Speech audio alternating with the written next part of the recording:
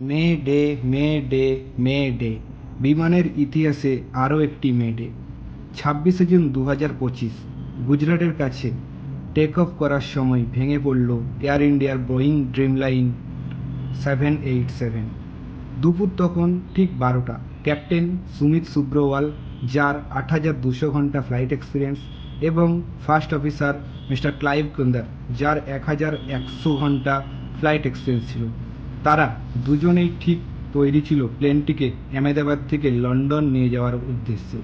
আর এদিকে তখন বিমানে চেপে রয়েছেন 242 জন যাত্রী এবং 12 জন কেবিন ক্রু মেম্বার, যাদের মধ্যে ছিলেন গুজরাটের প্রাক্তন চিফ মিনিস্টার মিস্টার বিজয় রূপানি, এবং আরও ছিলেন 169 জন ভারতীয় নাগরিক, 53 জন ছিলেন ব্রিটিশ নাগরিক এবং ছিলেন 7 জন পর্তুগিজ নাগরিক।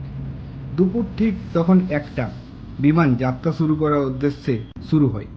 ঠিক তারই 2 থেকে 3 মিনিটের মধ্যেই পাশে থাকা একটি ডাক্তারি হসপিটালের ওপর ভেঙে পড়ে।